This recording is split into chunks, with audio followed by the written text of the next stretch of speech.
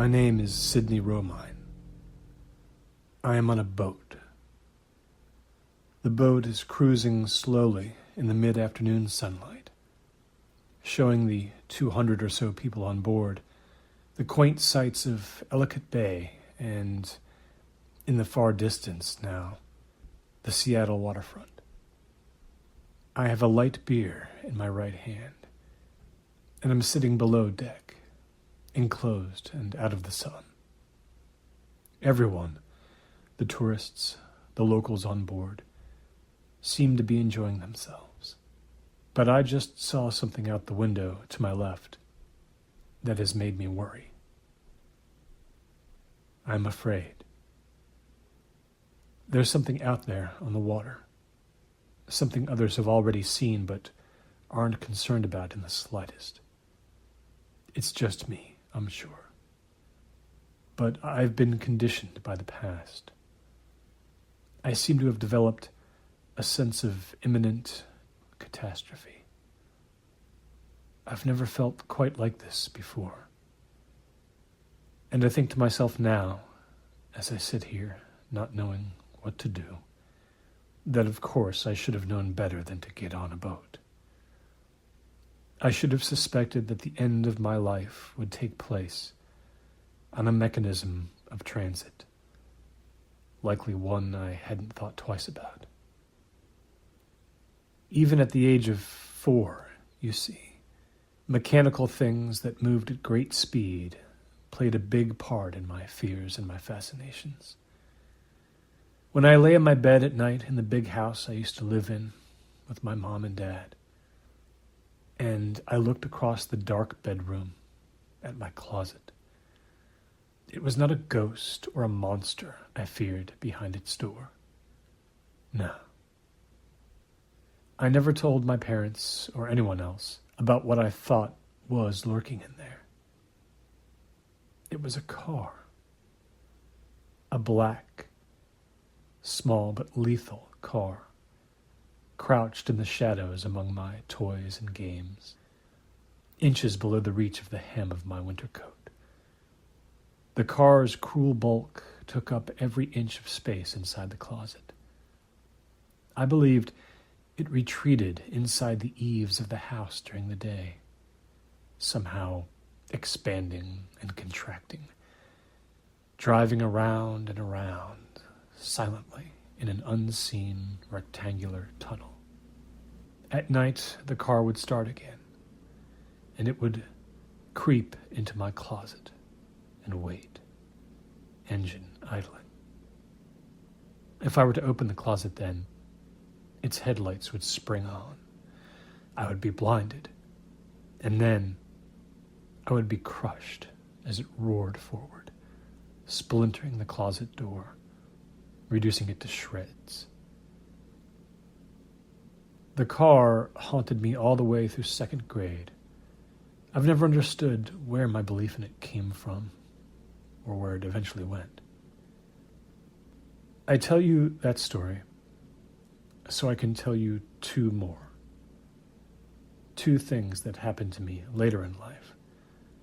2 events completely unrelated to each other, more than 2 decades apart. It makes sense to me now that because of phantom cars and childhood closets, and only 4 years later, a horror on a train in the middle of the night, I became, at age 27, an air traffic controller. Through talk therapy, I eventually came to see that my experience on the train, and perhaps even with the car of my childhood nightmares, had altered my mind deeply. They had made me subconsciously forge a lifelong connection to the structures and machinery of transit. In particular, its rigid order, its logical timetables, structure, and geometry. I wanted to immerse myself in that strict, linear world and cause it always to make perfect sense, in direct reaction to being paralyzed by the mysteries of what I had experienced. I studied hard, trained my brain to master pattern recognition, perceptual awareness, critical thinking. I was good at what I did, I believe, And nothing bizarre or inexplicable ever happened during my career in ATC outside, say, a Learjet encountering almost fatal wind shear 10 bare seconds before landing. Or, in one memorable instance, undetected clear ice breaking off the wing of a DC-10 and destroying an engine as the plane took off from Stapleton Airport, causing a near crash that would have been partially my fault for communicating ineffectively about the ditch route that was available to the pilot should she need it. Her experience and alertness corrected my cognitive blip, and everything was all right. I punished myself for weeks over that one, but eventually felt fine again, enjoying my job and its relative predictability. I went home after every shift feeling like there was order in the world, and I was part of maintaining that order. Life was fine until Canal Airlines Flight 111 on July 21st, 2013. It was a routine passenger jet trip from Houston Hobby Airport to Minneapolis-St. Paul International Airport, leaving at 8:15 a.m. Central Time with 121 souls on board. The cockpit crew were Captain Daniel Hengist, age 44, and co-pilot Ronald Carman, age 33. I first made contact with the plane from Kansas City Air Route Traffic Control Center at 9:41 a.m. Central Time, when it entered Missouri airspace in bright morning sunlight. We shared the usual cruising altitude communications until we didn't. Canal 111, climb and maintain flight level 340. Canal 111 heavy left 340. Canal 111, turn left heading 040. Want to keep you away from traffic. We'll straighten you out shortly. Roger, 111 heavy, left heading 040. Can you tell me how far away that traffic is? 111, approximately 6 miles heading due east. Roger. Canal 111 heavy, I need a check on the weather at our current location. We're seeing a lot of disturbance up ahead. Canal 111 now winds 230 degrees, 5 knots, cloud base 630 meters, visibility 6,000, no shear. 111, confirmed I match.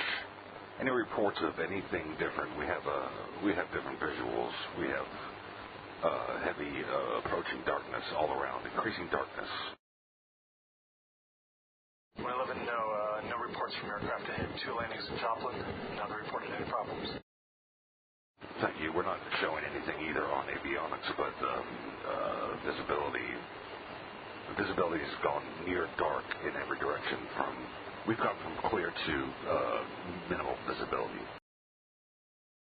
111, do you want to descend? Do you want to block? Can you give me a block between 20 and 25 so I can take a different look? 111, descend to block altitude flight level 200 through flight level 250. Yep, we'll take that block. We'll report back in about 5 minutes. Roger, 111.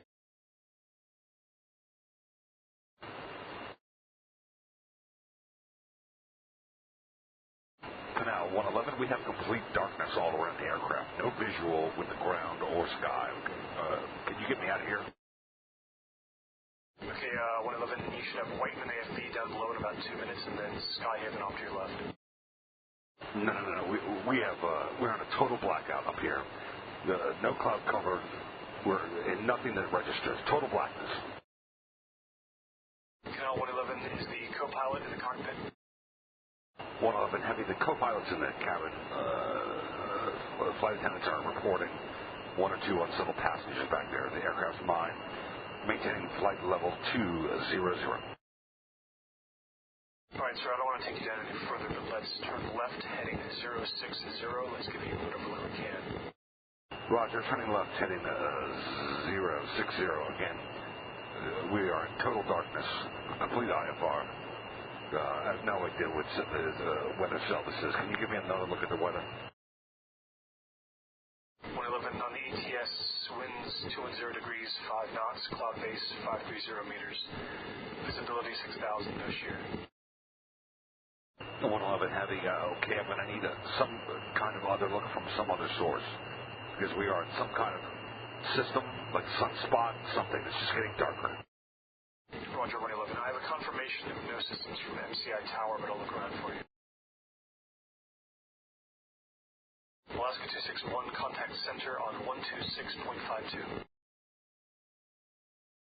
Alaska 261, good day. 261, this is EKC requesting you make a visual on an Airbus A330 at 10 o'clock, about 4 miles, Canal 111. 261 will let you know when you get it. 261, experienced any heavy clouds or storm systems since waypoint Caper?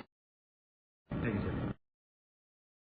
Okay, he's having some visual problems up there. If you can let me know. As far as we know, he doesn't have any intent of going below 20,000 feet. 261 will advise. When I was 9 years old, my parents put me on a train alone to go visit my grandparents in Fargo. A 12-hour overnight trip, and terribly exciting to a boy that age. My first time on the rails. I was seated beside a young woman whose name I tried to remember over the years, always unable. In her late 20s, she was returning east from Los Angeles after 2 years of frustration trying to break into the film industry as an actress. She at first thought I was simply bored and needed some entertaining, so she offered to play Uno with me, and that led to her regaling me with the funny stories of her misadventures in Hollywood, the awful temp jobs, the degrading auditions, the occasional brushes with celebrities whose names I mostly didn't even recognize. I think now she simply misinterpreted my shyness for worry about being by myself on the train. But I didn't mind. She was a lot of fun. Yet even at 9, I could detect a real sadness in her, because she didn't like what she was returning to at all, was obviously feeling humiliated, worried about money, feeling like a failure.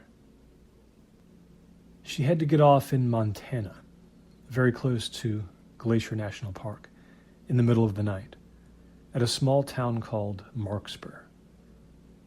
I didn't really know how the train schedule worked. I didn't know that no matter what the weather was like, all stops had to be made, and the passengers who were due to disembark had to. A snowstorm was tearing through the state at the time, and it felt like a miracle to me that we could keep going as the snow continued to pile up outside the windows. Hopped up on candy bars from the cafe car, I was still wide awake at 2:30 in the morning when the actress packed up her things and squeezed past me into the aisle. "Come see me off," I remember her saying cheerfully, and I was happy to. We crept quietly through the dark between all the sleeping passengers and made our way to the lower level into a bleak, gray, somewhat chilly steel vestibule where a plump conductor was standing and preparing to open a door to let out anyone scheduled to get off at Marksburg. But this seemed to be just my new friend. She didn't have anyone coming to meet her, for reasons she never said. Canal 111 Heavy, we are maintaining flight level 180, nothing visible in any direction. We are totally curtained in black, black all around. Roger, 111, can we get the co-pilot back? I'm not getting any comm back from the cabin. We'll inform. Okay, let me know as soon as he's back up there. Can I get your fuel in gallons? Gallons of fuel, 2810. Roger, 111. Descend to flight level 140, maintain airspeed, you're clear. Let me know as soon as you see something. You've got Macon right below you. Beyond that, we're going to put you into a right-hand orbit, vector you to the Kippet waypoint. 111 Heavy, descending to flight level 140.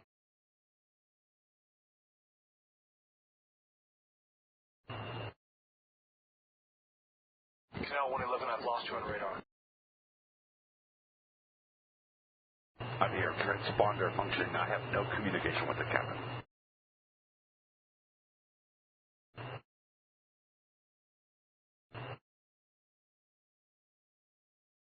Canal 111 Heavy. We've lost the passengers. 111, say again. Cabin pressure is steady. We've lost the passengers. There's no visual on any passengers. I have no FAs, no co-pilot. 111, confirm that you're looking at the cabin directly. The cockpit door is open. Affirmative. I see no passengers. I have no comm with the FAs. There's no one back there. 111, confirm you're saying there are no passengers. Affirmative. My craft is not on your radar. Affirmative, you are not on radar. Has there been a cabin breach? Negative. No breach. Sir, what's your altitude? Holding at 140. Can you give me a pressurization reading? 5.9 psi. I feel fine. No ECAM warnings. Engine parameters normal. 111, I can have you set down. Do you want to declare an emergency? Affirmative. I'm declaring emergency. Where can you vector me? I can bring you into Schenck Field or Council Bluffs, depending on traffic. You will be flying with only ILS, correct? Affirmative ILS. Bring me into Schenck. Jesus Christ, the passengers are gone. All the seats are empty. Okay, 111, we're going to bring you down. We're going to get some visuals for you. Instruct Schenck Tower to light things up for you. Canal 111, turn left heading 350 to intercept the localizer. Maintain flight level 120. Cleared ILS into runway 18R. Contact tower at 11827. 111 turning left heading 350. Flight level 120. Want to affirm that I have no passengers and no crew. No visuals outside the cockpit. No variance whatsoever. No anomalous readings. I'm in complete darkness. Running lights are non-functional. Running lights are non-functional.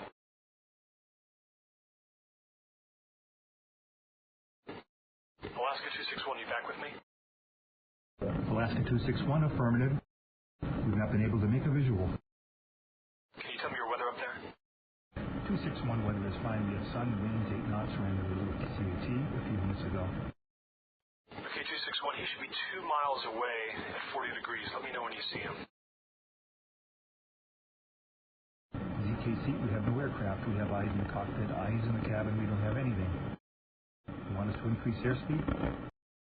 Negative 261, not safe. He's in and out of radar. I'm going to get back to you in a few. At about 2.5 hours past midnight, in a brutally cold and windy January, the actress and I stood near a luggage rack in the steel vestibule on the bottom floor of the cross-country train, watching the landscape roll past the window. And I felt afraid. The snow was coming down hard, blowing sideways. And as the train entered Marksburg, the entire little town was utterly dark, everyone asleep or hidden away. The station itself was nothing more than a small, dimly lit square brick enclosure. It was unattended, and I barely saw it go past, so intense was the snowfall. As the engine quieted, I could hear the wind howling. The actress planned to call for a taxi from inside the building. She bundled up and prepared to get off. I was amazed that anyone would be so heartless as to let her off in conditions like this. She offered me a last smile, and the train car stopped a few hundred feet past the station, where the platform was not fully lit. Seeing how underdressed I was for the conditions, the conductor made sure with a smile that I wasn't planning on disembarking. I shrunk away from him. He lowered his head and opened the door, and though I was standing well behind the actress, the wind blew in and hit me hard. I know now that the temperature at that time of year in Montana can get down to 10 or even 20 below zero. I had never felt cold like that before, and never have since. I couldn't see more than 20 feet through the dark and the driving snow.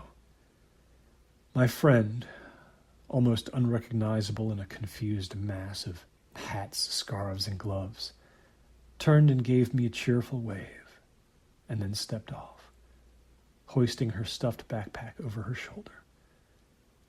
She climbed carefully down the step stool the conductor had placed for her, and began to walk down the platform, head down against the shameless wind, navigating with difficulty through about 6 inches of snow covering the cement. The conductor, shivering, pummeled by the snow, hopped back on board quickly and pulled the door shut fast, grimacing. He tipped his cap to me and mounted the stairs again to the upper level, leaving me alone. I watched my friend out the window.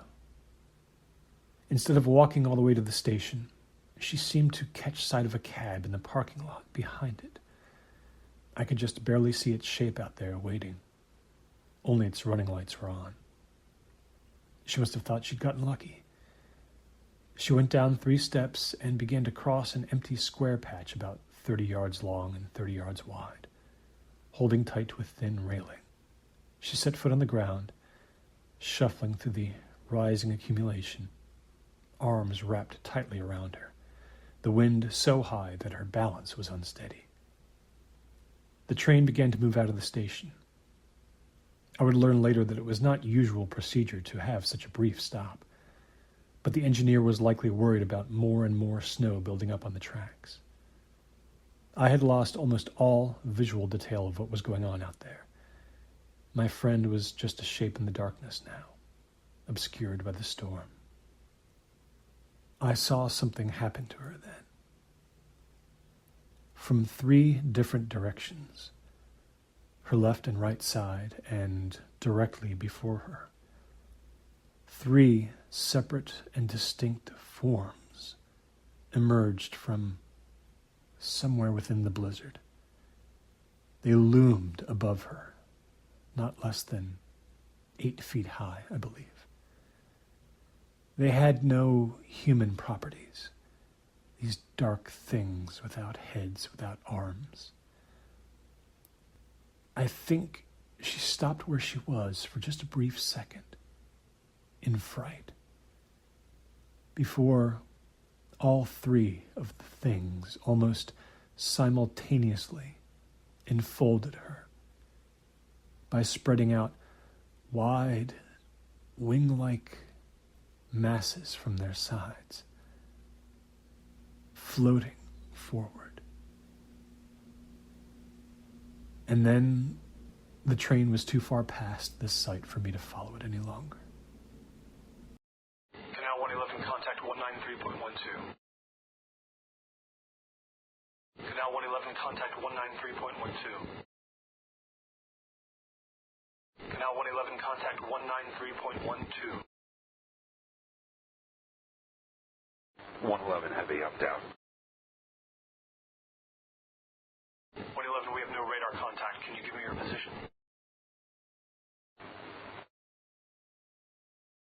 It's pitch black. I'm on the ground. There's nothing outside the cockpit. Can you exit the aircraft, sir? Have others exited the aircraft? There are no other souls on board. Confirm that you're on the ground and the engines are down.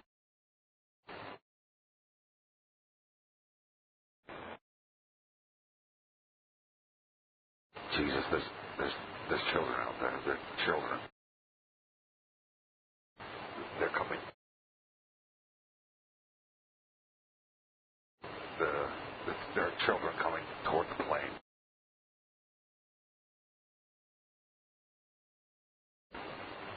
They have fire. They're holding fire in their hands. Okay, let's get you out of the plane, sir. Let's get you out of there. Have you been able to contact the cabin?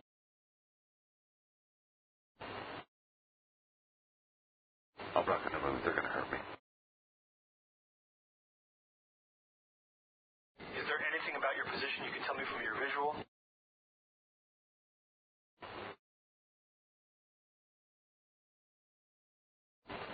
There's been a starboard rear door unlock. Sir, are you with me?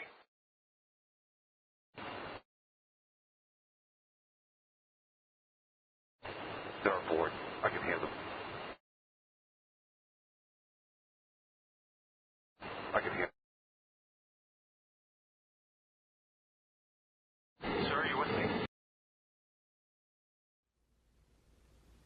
There was no making sense of what I saw when my friend, the actress, vanished in the snow in Marksburg.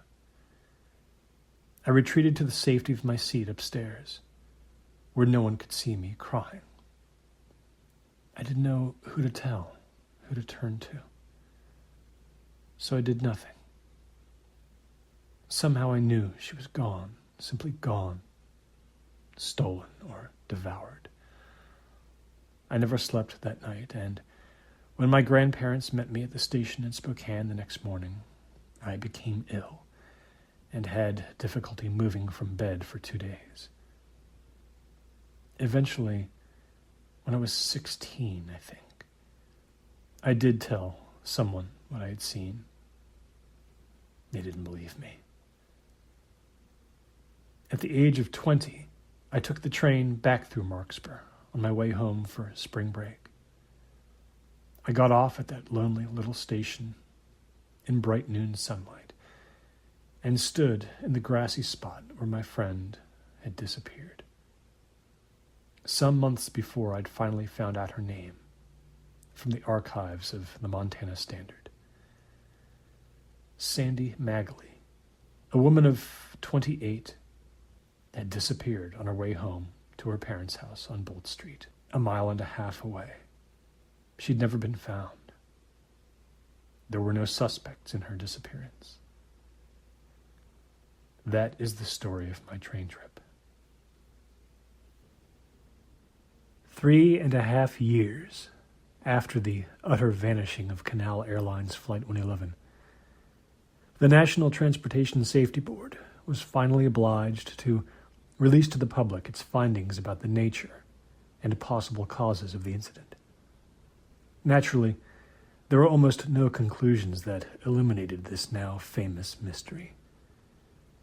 I printed out the full 616-page report and drove with it to my father's house in Olympia for Easter. I took the pages upstairs to my childhood bedroom after dinner and settled atop the bed for the evening with a cup of tea. How odd it was to read the report and see my words to the aircraft reproduced there in black and white, part of the incident forever. I was criticized in the report for failing to confirm with the captain the number of souls on board when he first declared an emergency, a standard query when there's the slightest possibility of a serious in-flight incident, in particular, a crash. As I read, my father, 84 that night, was downstairs reading a biography of Neville Chamberlain. Just before 11 p.m., I heard the squealing of tires outside in the street. The house was at the end of a cul-de-sac in a very quiet, middle-class neighborhood, and such a sound was cause for alarm. An engine revved, the sound getting closer. I got off my old bed and went to my window. I saw headlights about 200 yards away, approaching. The car seemed to be gaining speed, already traveling at perhaps 50 miles per hour on a road where the speed limit was 25. It was headed on a straight shot directly for the house. It was too late to do much of anything. I could only watch. When the car made no sign whatsoever of braking, as it came to within 50 yards of our lawn, I yelled out for my father at the top of my lungs. The car jumped to the curb and tore across the grass, bouncing chaotically, and then vanished below my sight line. I heard it crash through the plate glass window downstairs as it tore into the home I'd lived in until the age of 19. I ran frantically down the stairs, smelling gasoline. The car had smashed in, destroyed everything in the living room, and then crashed into the wall, separating it from the dining room. It had gone almost halfway through it before it had banked violently to the left and come to a halt, the front end demolished all the way up to the windshield. Glass, cement, and drywall were sprayed everywhere. The engine was still running, though no power was being applied to it. It was black, that car, almost rusted through around the wheel wells. A 1977 Volvo 242 without license plates. Still screaming for my father, I clambered atop the ruined, upturned sofa he'd spent so much time on in his later years, and jumped down next to the driver's side door. I pulled on it hard. It could just barely open all the way without striking the carpet, so severe was the tilt at which the car had come to rest. There was a man in the driver's seat, a man only 12 years younger than my elderly father. Somehow, without wearing a seatbelt, he had not only survived, but he seemed to be without a scratch. He turned his head to look at me.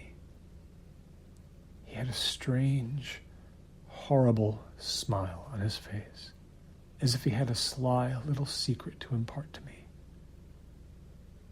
"I made it," he said. And then, eyes still open, his chest stopped rising and falling, and he simply stopped living. My father had died 15 seconds before, crushed under the car's repulsive weight. There would be no finding out why this madman had chosen our neighborhood to execute his insane journey when the city on whose streets he lived, homeless, was more than 30 miles away, or why he'd stolen this particular car from a salvage yard garage there, or why it had even started after so many years of neglect. It all just happened. The car from my closet had waited 3 decades to come out. And come out it finally did. I am on a boat now. I have seen something out on the water, to my left, that has made me very afraid. Even as people enjoy themselves at the bar, hold the hands of dates, take selfies on the upper deck, upload those photos to social media. There is someone approaching the cruise boat in a very, very tiny boat, not much more than a skiff, really. Some little thing puttering across the calm surface of the bay towards us. I can see a figure sitting in the back of the skiff, operating the motor, while another figure stands, watching the cruise boat as they come closer. And I know in my gut that something is about to happen to us. As inexplicable as what happened to the people on that plane in 2013, to that actress getting off the train in 1990, and to my father 2 years ago. This time, I am sure, I will be a victim. I and everyone on board this craft. The sun has gone behind a cloud and the skiff is coming ever closer, taking its time. What harm could it and the 2 figures on board possibly cause us? A detached observer might think. But as I have said, I have this feeling. I have witnessed bizarre and legendary fates having to do with all manners of transit you see. So I've developed this sense. This won't be a simple act of terrorism or piracy.